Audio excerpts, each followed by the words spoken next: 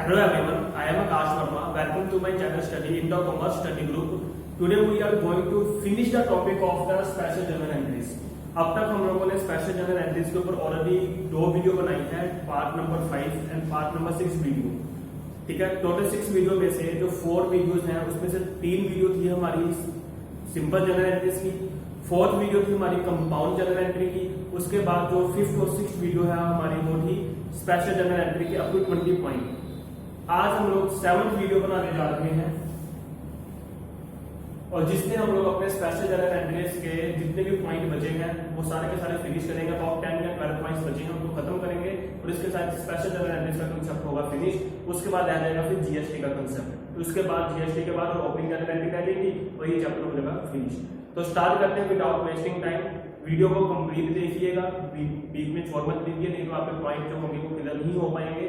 तो पॉइंट्स को अच्छे से क्लियर करने के लिए, ठीक है, पुरानी कंसेप्ट को अच्छे से समझने के लिए डिस्क्रिप्शन बॉक्स में आपको सारे लिंक मिल जाएंगे जर्नल के, आप वहां से अपने सारे टॉपिक्स को क्लियर कर सकते हो, टॉपिक को देख सकते हो।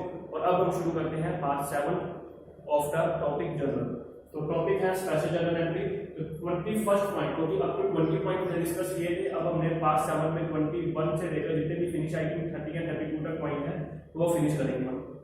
नेक्स्ट पॉइंट अब आता है हमारा wages paid for installation of machinery. आपको पता है कि मशीन हमारा बिजनेस क्या होता है, एसेट। देखिए सिंपल सा पॉइंट है कि जब हम कोई भी एसेट खरीदते हैं तो एसेट को खरीदने के टाइम पे उसके ऊपर हम जो भी खर्चा किया होना तो उसके हम खर्चे को अलग से शो नहीं करते, हम उसी खर्चे को ही एसेट में शो कर देते हैं। एक बड़ी सिंपल सी एग्जांपल मैं आपको देता हूँ कि जैसे आप लोग एक्टिवा लेने गए अपनी या कोई भी व्हीकल लेने गए, एक्टिवा मान लो आपको उठाया, वैसे उसकी कॉस्ट प्राइस है मान लो 70,000, लेकिन उसने आरसी का कागज, उसकी इंश्योरेंस डालेंगे, अगर उसकी एसेसरी करवाएं तो वो टोटल एक्टिवा आपको पड़ जाती है मान लो 85,000 की। अब घर आके जब आपको कोई पूछे अगर आपसे कि आपको ये एक्टिवा कितने की पड़ी तो आप क्या उसको सारी डिटेल बताते हो? नहीं, हम उसको सिंपल क्या बोलते हैं 85,000, जिसमें सारे एक्सपेंस आ गए। तो जो उसके ऊपर के जो खर्चे हमने किए थे वो भी हमने किसमें ऐड कर दिए, एसेट में ही ऐड कर दिए। अभी हमने भी मशीन खरीदी, लाइक हमने करने एसी लगवाया, एसी हमने खरीदा 40,000 का और उसको इंस्टॉल करवाना है। अब आपको पता है कि इंस्टॉलेशन की सारी वायरिंग का काम करना पड़ेगा उसका, तो मान लीजिए उसका 2,000 का वायरिंग का खर्चा आ जाता है। तो हम जब किसी को बोलेंगे तो हम ये नहीं बोलते कि एसी इतने का, वायरिंग इतने की, हम सीधा उसको बोलते हैं 45,000 का एसी पड़ा।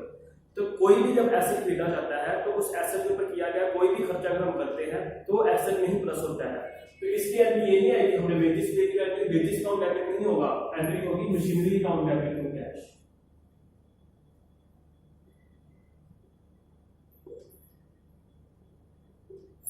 ठीक है जी, क्योंकि ये जो हमने खर्चा किया वेजेस का वो किसके लिए किया, मशीन के लिए किया, और मशीन हमारा क्या है, एसेट है। और एसेट के ऊपर किया गया कोई भी खर्चा at a time of purchase, ये भी याद रखिएगा, ये नहीं कि आपने 2 साल बाद भी खर्चा किया तो वो भी आप मशीन में ऐड नहीं करोगे। अब जैसे हम रिपेयर करवाते हैं, ठीक है ना, उसकी या अपनी एक्टिवा की जो सर्विस करवाते हैं तो वो खर्चे हमारे एसेट में ऐड नहीं होंगे। जिस दिन आपने एसेट खरीदा, एसेट को खरीदने के टाइम पर अगर आपने कोई खर्चा किया है उसी एसेट के ऊपर तो वो खर्चे हमारे सभी एसेट में ही प्लस हो जाते हैं। ठीक है, चलो उसके बाद नेक्स्ट वैसे भी देखो इंस्टॉलेशन का मतलब है कि एक बार इंस्टॉल करवाने, क्या इंस्टॉल आपको हर साल कराना पड़ेगा? नहीं, एक बार इंस्टॉल हो गया बात फिनिश हो गई।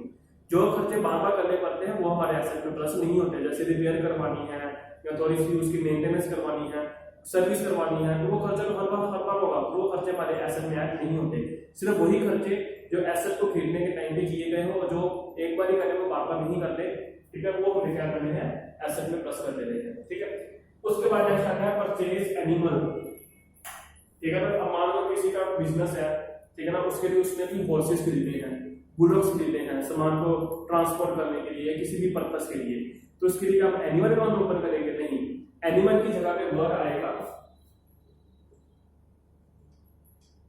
Live stock. एंट्री होगी इसकी live stock account debit to cash. Live मतलब जिंदा, स्टॉक मतलब सामान, तो वो जिंदा सामान, ठीक है, आ गया, डेबिट पर कम कैश चला गया, क्रेडिट पर deposit.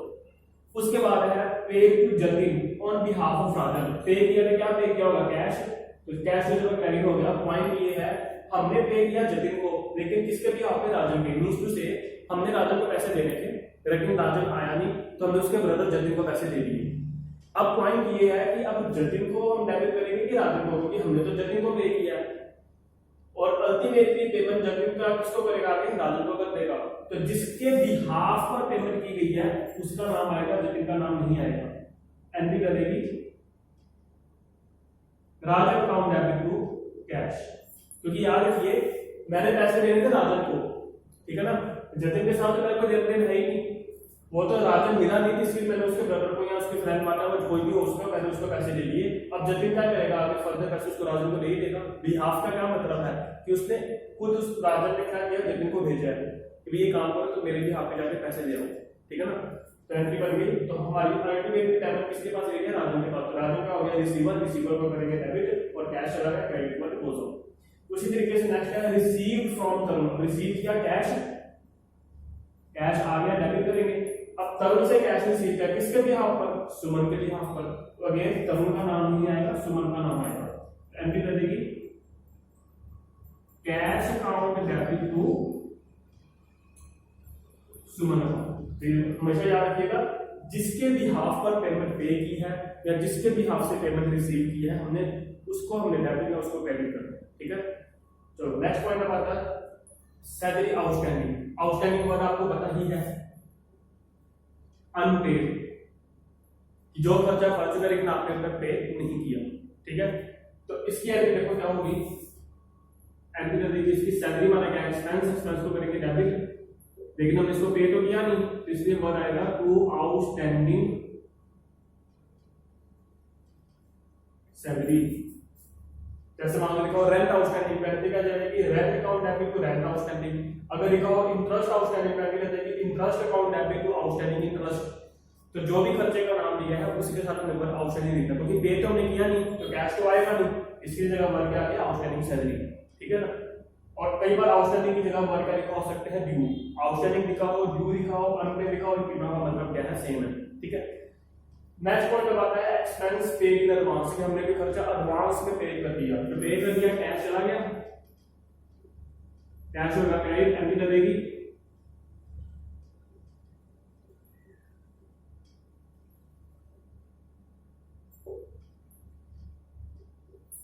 Prepaid expense account debit to cash. तो जब भी कोई जो भी एक्सपेंस का नाम होगा उसके साथ वर्ड क्या लिखेंगे, प्रीपेड। जैसे रेंट पेड इन एडवांस लिखेंगे prepaid rent account debit to cash, ठीक है। सैलरी पेड इन एडवांस में लिखेंगे prepaid salary account debit to cash. उसके बाद हमने किसी को ऑर्डर किया या हमें किसी का ऑर्डर मिला for a supply of goods, याद रखिएगा नो एंट्री। अभी सिर्फ हमें ऑर्डर मिला है, जब तक हम या अभी हमने किसी को ऑर्डर किया है, जब तक हम एक्चुअल में सामान खरीदेंगे या सामान बेचेंगे नहीं तब तक इसकी कोई एंट्री नहीं डलेगी। तो ऑर्डर करने की कोई एंट्री नहीं होती। नेक्स्ट पॉइंट है स्टार्टेड बिजनेस विद कैश रुपी 1 लाख। उसने बिजनेस स्टार्ट कितने से किया, 1 लाख के साथ, लेकिन ऑफ विच उसमें से 20,000 उसने बैंक से बोरो किए हैं। बिजनेस में उसने कितने रुपए लगाए, 1 लाख रुपए लगाए हैं। तो ये हो गया कैश, बिजनेस में आ गया। बिजनेस स्टार्ट करने के बाद क्या यूज करेंगे हम, कैपिटल, और एक है बैंक। अब देखिए एंट्री बनेगी cash account debit to capital to loan from bank. क्योंकि देखो बिजनेस में कैश कितने का आया, 1 लाख का, उसमें से 20,000 उसने बैंक से लोन लिया है, तो उसका अपना पैसा कितना हुआ, 80,000। हमेशा याद रखिए कैपिटल का मतलब वो पैसा जो हमारा अपना पैसा है। 1 लाख उसने बिजनेस में इन्वेस्ट जरूर किए हैं, लेकिन उसमें से 20,000 तो उसका लोन का अमाउंट है जो उसने वापस रीपे करना है, तो उसका अपना पैसा कितना हुआ, 80,000। एंट्री बन cash account debit to capital to loan from bank. एक बार दोबारा सारे रिव्यू कर लेते हैं, क्योंकि उसके बाद 4 पॉइंट और डिस्कस करने हैं। नेक्स्ट पहला पॉइंट में क्या था, wages paid for installation of machinery. कोई भी एसेट अगर आपने खरीदा हो, एसेट को खरीदते समय आपने खर्चा किया है, तो वो सारे खर्चे हमारे एसेट में ही प्लस होंगे, तो उसके लिए एसेट को ही डेबिट करेंगे। एंट्री बनेगी machinery account debit to cash, pay किया कैश आ गया और मशीन का खर्चा हो गया, ठीक है। फिर परचेज एनिमल, एनिमल के लिए हम वर्ड यूज करेंगे लाइव स्टॉक, ठीक है। एंट्री करेंगे live stock account debit to cash. उसके बाद है पे किया हमने जतिन को, लेकिन किसके भी हाथ पर, राजन, तो राजन का नाम आएगा राजन अकाउंट डेबिट टू कैश, ठीक है। जतिन को हमने कुछ नहीं करना।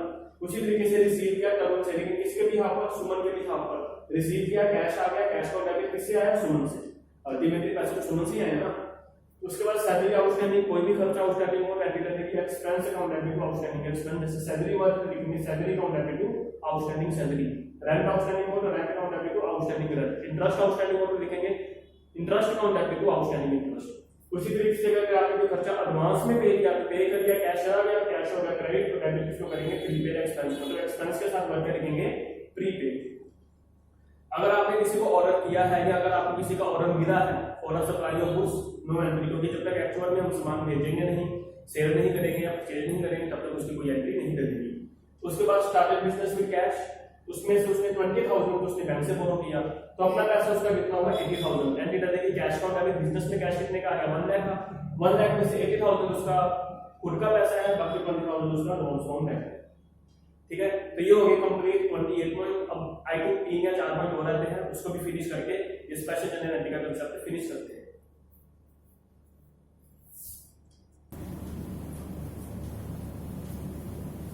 सो नेक्स्ट 29 पॉइंट है हमारा depreciation charge on asset.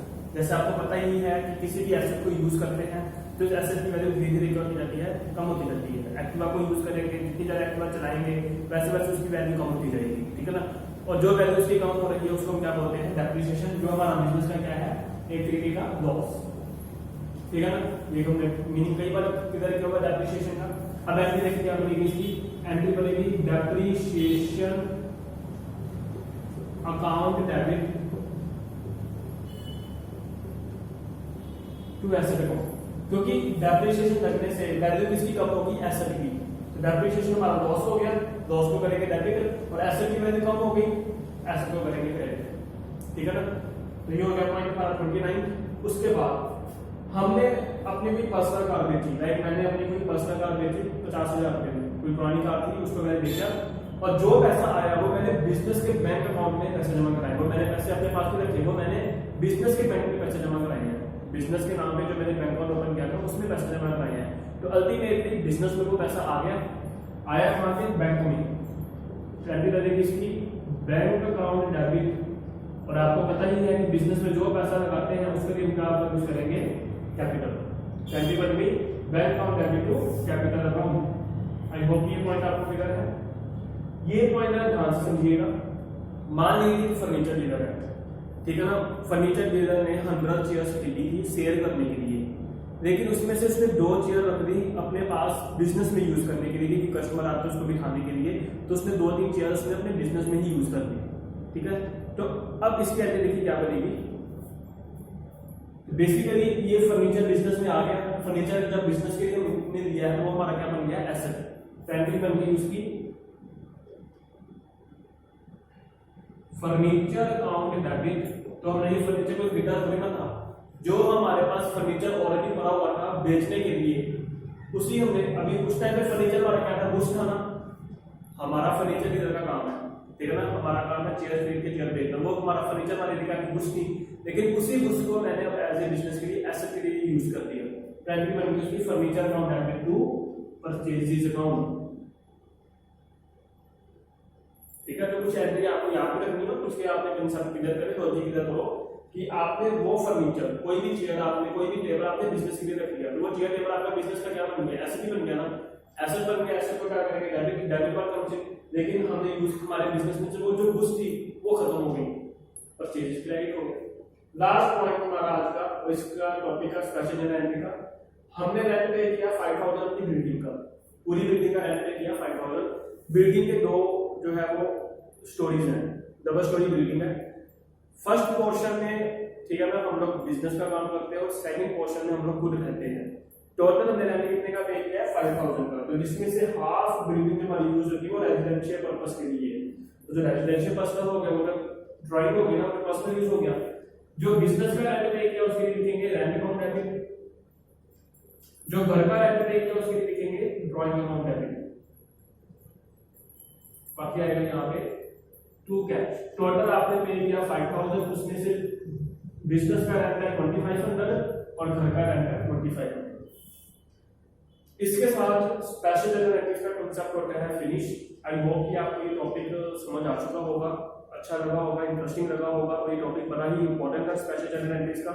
General के चैप्टर में अगर आप लोगों को टिप्स पे अगर आपको पॉइंट चाहिए तो आपको compound general entry, special general entry, simple basic general entry के कंसेप्ट अच्छे से क्लियर होने ही चाहिए, क्योंकि एग्जाम में जो क्वेश्चन आएंगे वो इसी तरीके से आपको मिक्स करके कोई ना कोई पॉइंट आपको डाल दिया जाए, 10-12 पॉइंट कोई भी आपको मिक्स कर दिए तो आपको उन क्वेश्चन को क्या करना होता है, कंप्लीट करना होता है।